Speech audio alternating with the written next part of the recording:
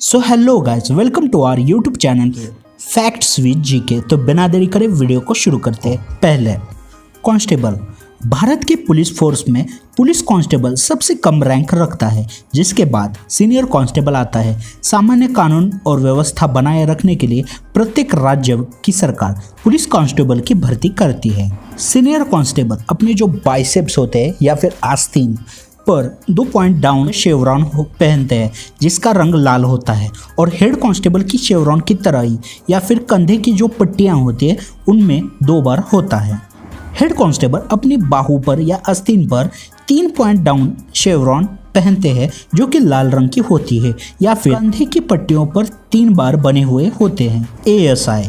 एक एएसआई के लिए रैंक का प्रतीक चिन्ह है एक स्टार, जिसमें कंधे की पट्टियों के बाहरी किनारे पर लाल और नीचे नीले रंग की रिबन होती है। एएसआई अक्सर पुलिस चौकी या फिर जो फेरियां करते हैं और जांच केंद्रों के प्रभारी अधिकारी होते हैं। Police sub inspector. Police sub inspector का रैंक प्रतीक चिन्ह, जिसमें 2 स्टार होते हैं और कंधों की पट्टियों के बाहरी छोर पर एक लाल और नीचे नीले रंग की एक रिबन होती है। यह भारतीय सेना में एक सूबेदार के पद का प्रतीक चिन्ह के समान है। इस कर्मियों को कमांड दे सकता है और यह पुलिस चौकी का प्रभारी होता है। यह पुलिस फोर्स में सबसे कम रैंक वाले अधिकारियों में से है। भारतीय पुलिस नियमों के अनुसार अदालत में चार्जशीट दाखिल कर सकता है और आमतौर पर पहला जांच अधिकारी फर्स्ट इन्वेस्टिगेशन ऑफिसर इन्हें ही कहते हैं। Police inspector.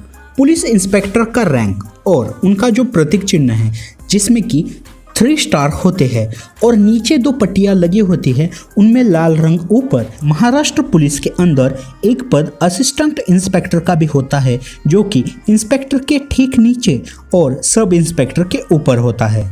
Police inspector pi एक आमतौर पर एक थाने का प्रभारी अधिकारी होता है। भारत के एक पुलिस स्टेशन में कांस्टेबल, हेड कांस्टेबल, एक सब इंस्पेक्टर और एक इंस्पेक्टर होते हैं। इंस्पेक्टर का पद सब इंस्पेक्टर के पद से ऊपर होता है और डीएसपी से नीचे। डीएसपी को कैसे पहचानते हैं? डिप्टी सुपरिटेंडेंट ऑफ पुलिस के रैंक का प्रतीक चिन्ह, जिसमें 3 स्टार होते हैं। अगर किसी भी पुलिस ऑफिसर के कंधे पर जो भी पट्टी लगी है उस पर सिर्फ 3 स्टार है, तो समझ जाइए कि यह एक डीएसपी रैंक का पुलिस ऑफिसर है।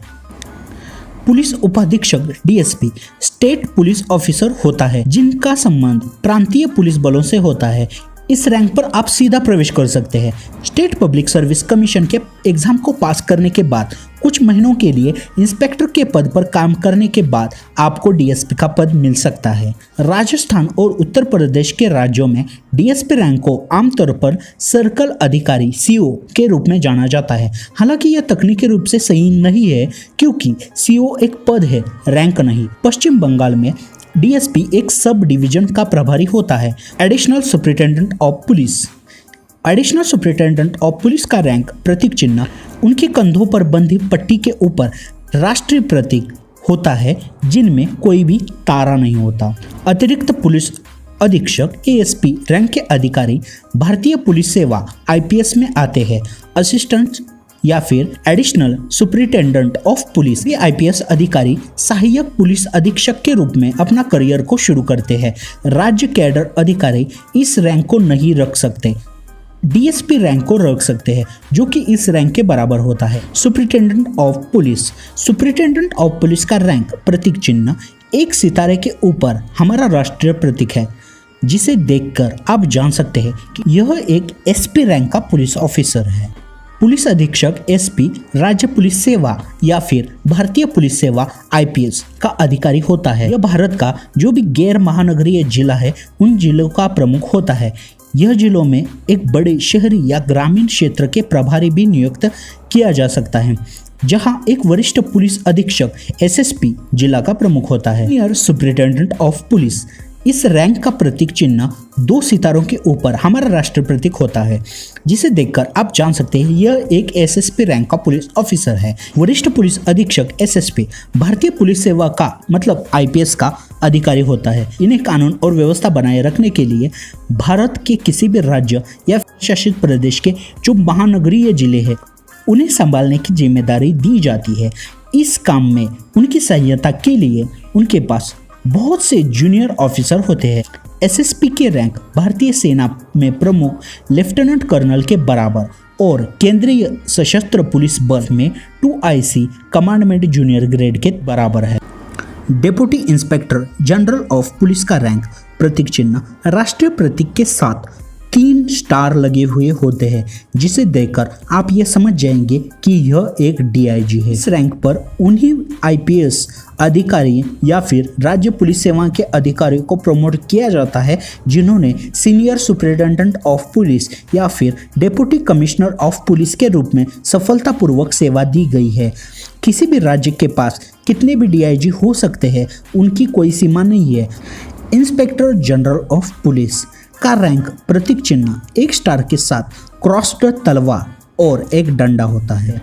भारत में ब्रिटिश शासन के दौरान 1861 में ब्रिटिश सरकार ने भारतीय परिषद अधिनियम 1861 पेश किया। इस अधिनियम ने पुलिस का एक नया कैडर बनाया जिसे सुपीरियर पुलिस सेवा कहा जाता है, जिसका नाम बाद में बदलकर भारतीय इंपीरियर पुलिस कर दिया।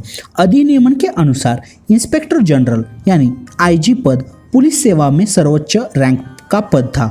वर्तमान आधुनिक भारत में पुलिस महानिरीक्षक IG एक IPS रैंक का अधिकारी होता है। कई देशों में IG पूरे राष्ट्रीय पुलिस का सर्वोच्च अधिकारी होता है। DGP एक ADGP का प्रतीक चिन्ह DGP के समान ही होता है, जिसमें कि कंधों पर बनी पट्टी पर राष्ट्रीय प्रतीक के साथ एक क्रॉस्ड तलवार और एक डंडा होता है। अतिरिक्त पुलिस महानिदेशक ADGP एक IPS रैंक है।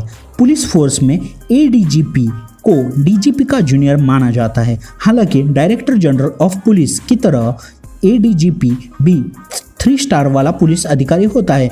इसके बावजूद भी ADGP को DGP का जूनियर माना जाता है।